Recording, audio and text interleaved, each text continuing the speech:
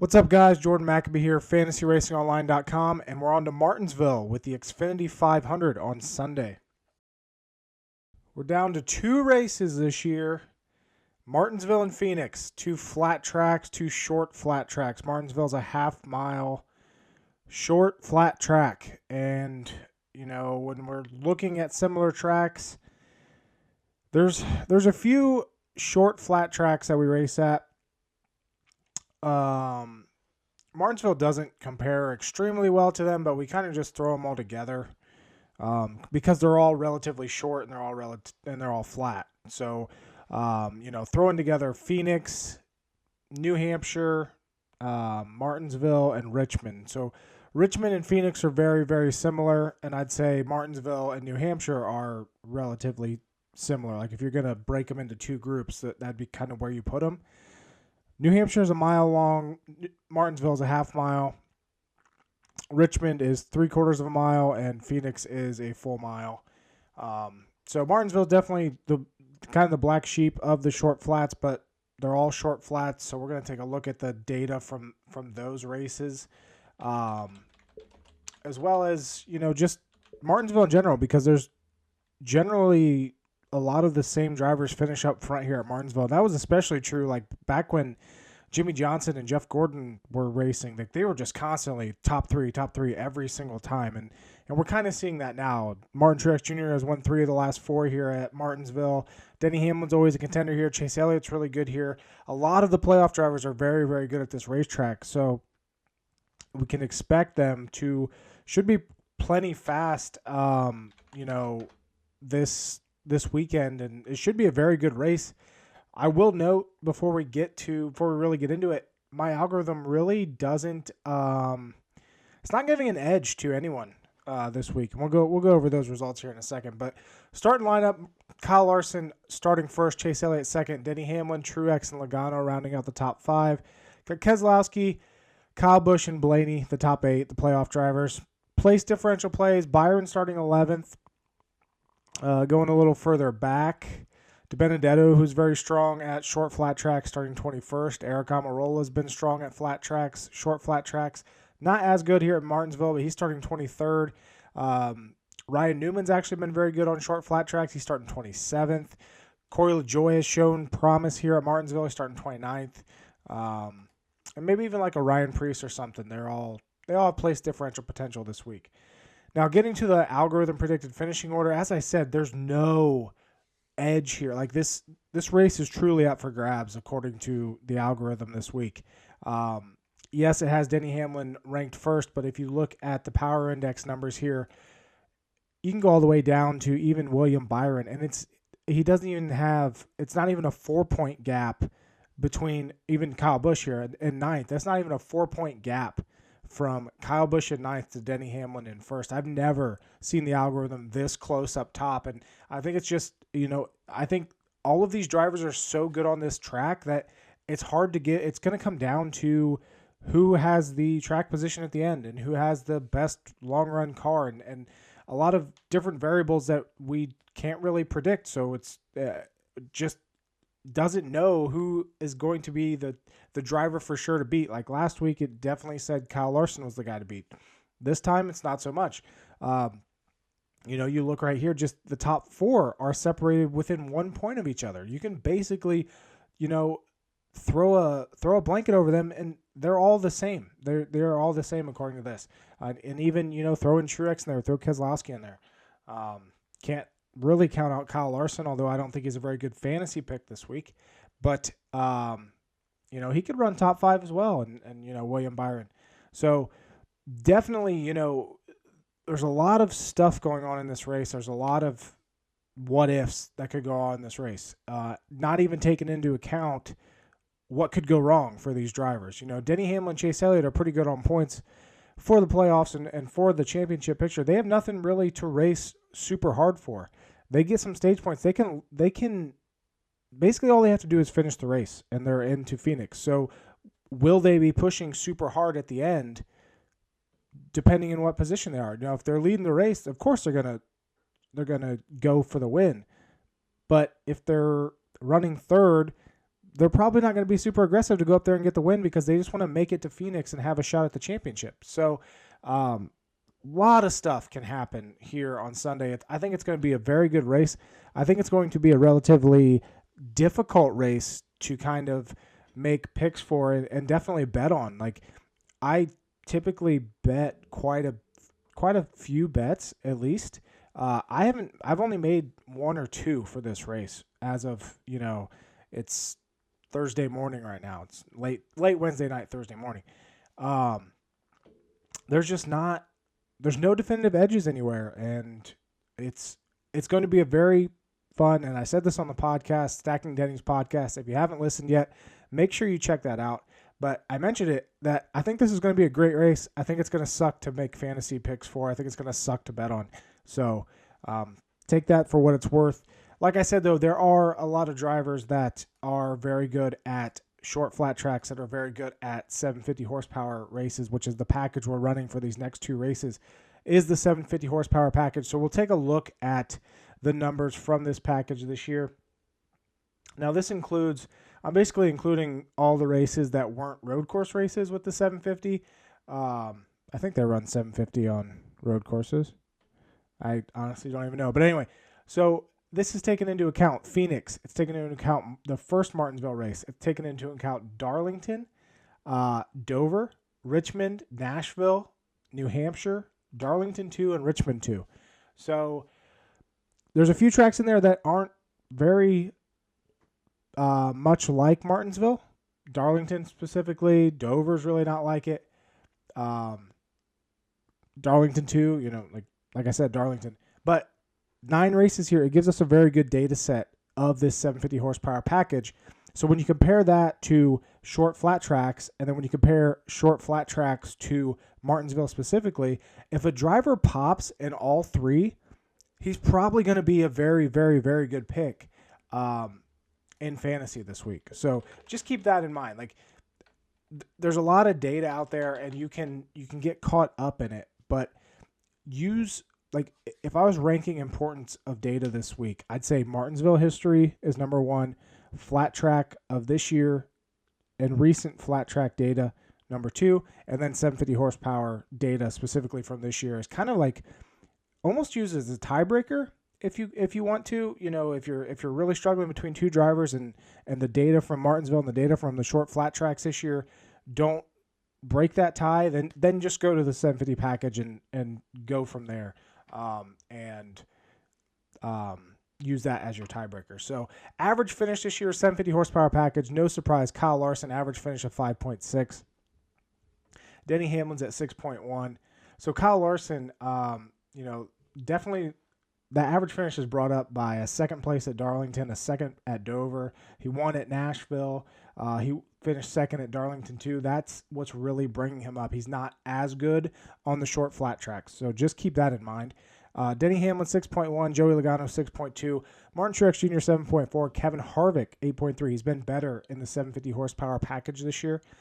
Christopher Bell, 9.9. Chase Elliott, 10.6. Ross Chastain has been very solid in this package as well.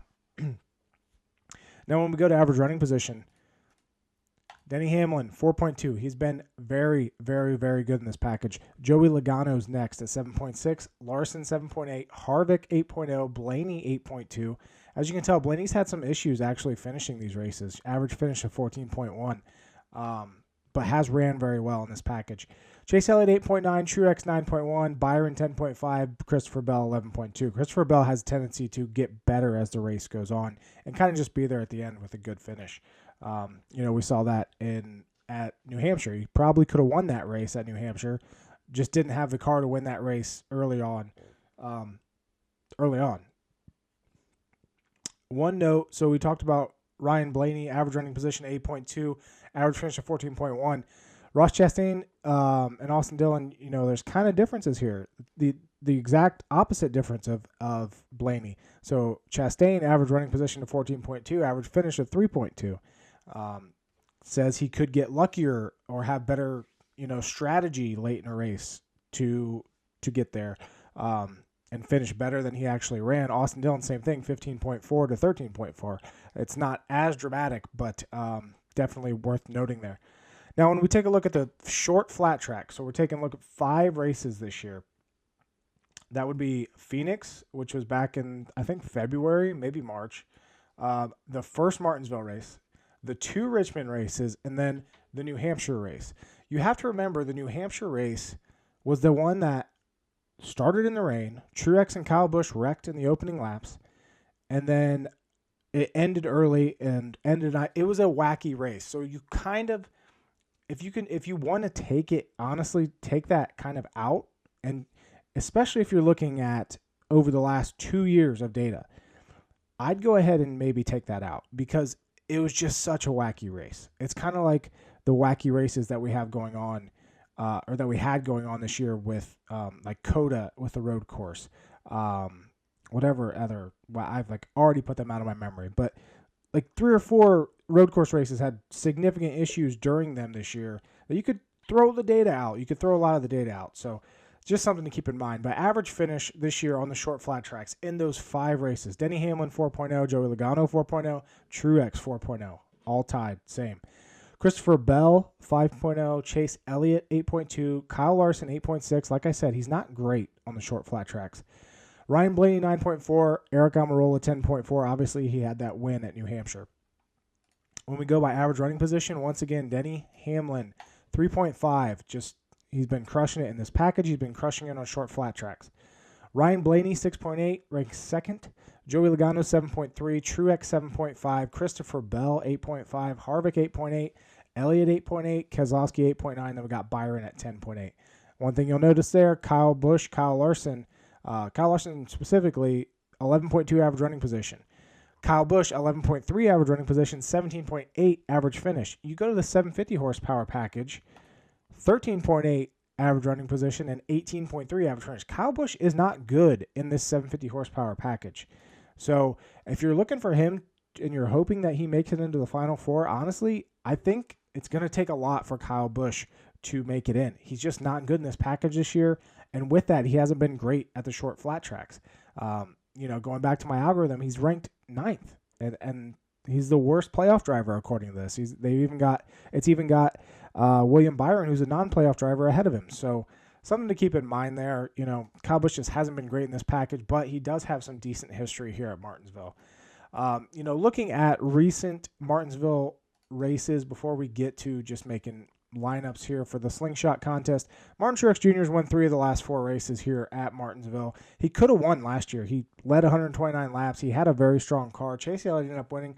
I think Truex had like a tire issue or something late, but definitely going to be a contender here at Martinsville on Sunday. He's the favorite according to sports books. He should lead some. He should be a contender. Don't be surprised if he races his way into the Final Four. This is a great track for Martin Truex Jr. to do it. He's driving the Auto Owners paint scheme, which if you haven't heard me talk about that before, Martin Truex Jr. does significantly better on average with the Auto Owners paint scheme than he does in his normal Bass Pro paint scheme or any other paint scheme that he runs. When he runs at Auto Owners, he's significantly more likely to dominate and win a race just when he's running that paint scheme. So just something to keep in mind. This is a very good track for him. Joe Gibbs Racing knows how to set up the cars for this racetrack. Truex is definitely going to be a contender here on Sunday. I have no doubt about that. Penske cars are great here at Martinsville.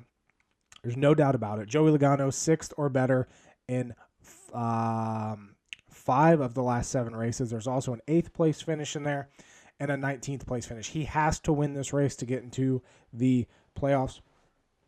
He can contend. Will he have a car to win it? I'm not sure. I'm not sure if he'll be that good, but if he has position, we've seen him move people before to get into the championship race. So Ryan Blaney, always very good. Again, Penske, always very good at Martinsville. Look at these top 5 finishes in 4 of the last 5. Finished 11th here back in April this year. Led 157 laps and won the first 2 stages. He had a lot better car. Remember, he had a pit road penalty late with like 50 laps to go. That's what brought him back to 11th. Super solid here. Blaney should be a contender as well. Denny Hamlin, when you talk about flat track races, and I know typically we don't go driver for driver here, but I do want to just highlight some of these guys. before we go to just looking at lineups. But Denny Hamlin's very good at Martinsville. He's a 5-time winner here, I believe. 5 wins, average finish at 9.7. Finishes top 5 more than half the time here. That team is running really, really well in the playoffs this year. 5th or better, and 4 of the last 6. Should definitely be. He led 276 laps here back in April. Gotta think. That reminds me. You gotta think Denny Hamlin's going to be a contender. Even though he doesn't have to win, I still think Hamlin could contend here on Sunday. Definitely to lead the most laps. Definitely to win some stages. He might, let off the gas late in the race. But definitely I think he's going to be very strong for the first part of this race on Sunday. Not to mention he starts 3rd. So Larson's going to start on the pole. Denny Hamlin starting on the inside lane at Martinsville is very important. Because you have great track position as opposed to the guys on the outside. They're going to need to get down. It just doesn't work to run 2 lanes at Martinsville. So need to get down to the bottom lane. If you're starting on the outside, it's a disadvantage here at Martinsville. But so Denny Hamlin, I wanted to note, short flat tracks this year. Most laps led, Denny Hamlin 714. Next best is Truex at 271. That is just a massive, massive, massive difference, which makes me like Denny Hamlin a lot this week. It's just the narrative of, will he be racing at the end to win it, or will he kind of, just drop off? I still think, even if he doesn't try hard at the end of the race, I still think he's a solid top 5 car. It's just whether he can win it. But definitely very good here at Martinsville. Kyle Busch, like I said, struggles with this package, and I think it's been apparent. Look at his races here, 2015 to early 2019, and then compare that to recently.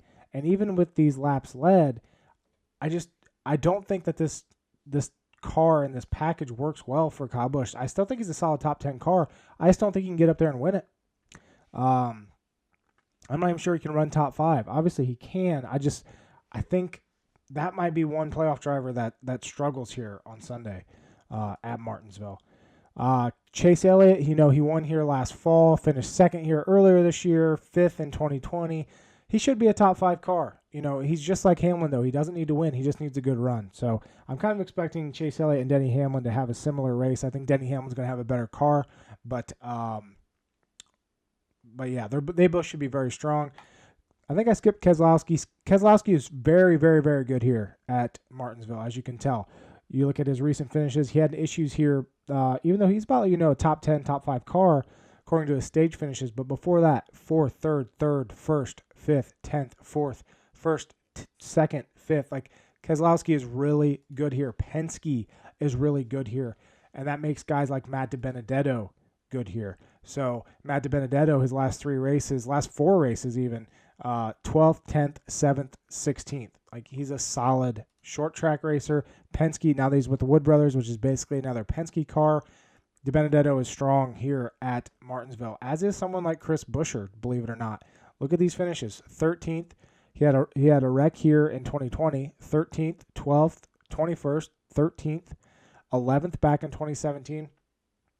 Chris Buescher can get it done. He does start a little bit further up. So Buescher starts, where's Chris Buescher at?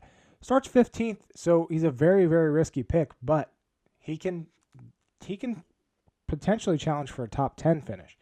Another guy, further down, Bubba Wallace has been strong here at Martinsville. It's one of his best tracks, to be honest with you. 21st or better in the last 5 races here, including 4 of those were 17th or better. Finished 16th earlier this year, led 23 laps in that 2311 car. Bubba starts 17th. Could honestly see him maybe challenging, in the top 12 with a very good race.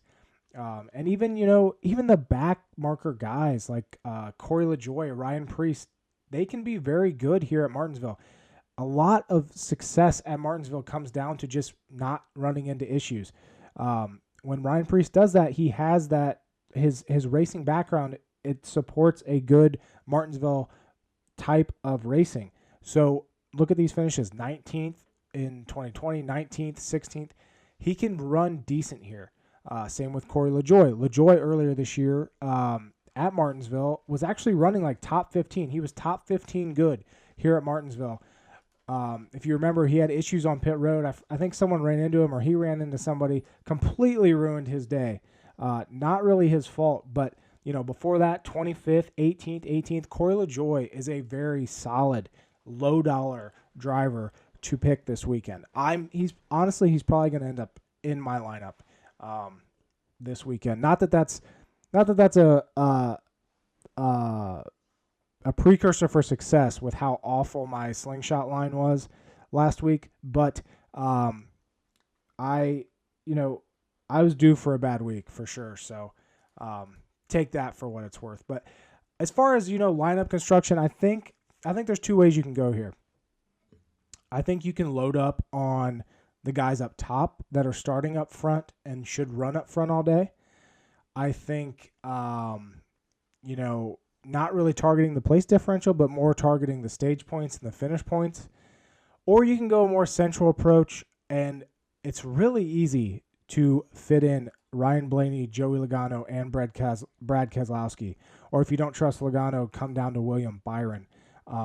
So if you throw those three on there, and then you throw Corey LaJoie in with them, it leaves you enough money to grab Christopher Bell. Like, that is a very solid lineup. Ryan Blaney, Brad Keselowski, William Byron, Christopher Bell, Corey LaJoie. That's very solid. If you didn't want to do that, you could go Ryan Blaney, Joey Logano, William Byron, Alex Bowman, Corey LaJoie. Like, that is a very solid lineup. Just to I don't think it's going to get max points, but it's relatively safe, and it's going to score you a good amount of points unless two of those guys have major issues, which certainly possible at Martinsville, but not extremely likely. Another build that I wouldn't mind doing would be, like I said, loading up here, going with like a Denny Hamlin and Martin Truex Jr. Maybe hitting a Blaney there. And if you throw in, let's just go and throw in LaJoie again, it leaves you enough money to come here and grab Bubba Wallace. If you wanted to do something like that. I don't like this type of build as much. If you didn't want to go Hamlin or didn't want to go, let's just take Hamlin off and throw on. I think Ryan Blaney is a very good play this week, as you can tell. 11,300, starts 8th. He has some place differential potential. He can win this race. He can lead a bunch of laps. He can finish well in stages. I think Ryan Blaney is a very solid play, as is William Byron. When it comes to maybe a little bit of place differential as opposed to picking those guys starting top 5. But if you did want to go, Truex, Blaney, let's just throw Byron on there just for, just to see what we can do here. Leaves us 2,100 in cap left. You could come here and grab Reddick then, go with a Tyler Reddick. Don't hate that. Also don't, if you do want to go with the Penske guys, maybe you want to go Keselowski, leaves you 8,800. Leaves you enough for Kurt Busch. I'd probably go down to DiBenedetto just to get those a little bit of place differential play. Leaves you $500 to work with. You can, instead of, if you didn't want to go with LaJoie, you can go Ryan Newman. Typically this year we haven't been talking about Ryan Newman, but he's very good. Like, short flat tracks are very good for Ryan Newman. Martinsville is very good for Ryan Newman. Taking a look at the short flats this year, he was 28th at Phoenix. He was 19th in the first Martinsville race, 20th in the second Richmond race, 24th at Loudon. You look here at Martinsville, 19th, 18th, 12th, 10th, 23rd, 8th, 19th, 14th, 8th, 16th. It's been since 2015 that Ryan Newman hasn't finished worse than 23rd. Now, like I said, obviously this isn't the Ryan Newman of old. We're not going to expect a top 10 finish out of Ryan Newman by any means. But if he can get a top 20, in this game, starting 27th, that's going to be a pretty decent score for a guy priced at $6,900. Nice. If you have that with DiBenedetto, who should, finish around top 15, and then you got Blaney, Keselowski, Truex, who could all finish top 5, this is going to be a very solid lineup as well. Between the two types of builds, I'm leaning more toward going something like this,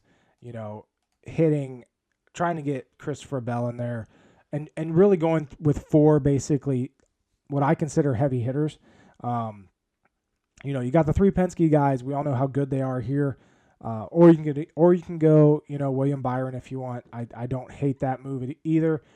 Blaney, Keselowski, Byron, Bell, and then just LaJoy to cap it all off.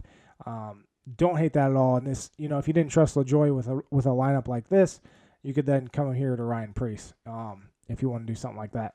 I don't think you need to punt. Obviously, you can. You can definitely load up, like really load up on the guys up top. If you punt, let's like Chase Elliott starts second. I would like to see some place differential. Like, even though Truex only starts 2 positions worth in fourth, that's still 2 positions. He could still get place differential points. Chase Elliott, like I said, I think he's going to be strong, but I just don't like the price or the starting spot. But let's say you go Quinn Houff, starting 36th, and you're just punting here, and you get Martin Truex Jr. Let's say you throw Ryan Blaney on there. You throw, let's do Christopher Bell. Leaves you 11,300. You can get Keselowski. At that point, it's a similar build to before with LaJoy and so right now you got Truex, Blaney, Keselowski, Bell, Houff. Take Truex off and go Logano, and take Houff off and go LaJoy. Would you rather go Logano and LaJoy or Truex and Houff? And it'll all come down to if Truex wins a race, if he leads the most laps, I could see that working out with the Houff punt.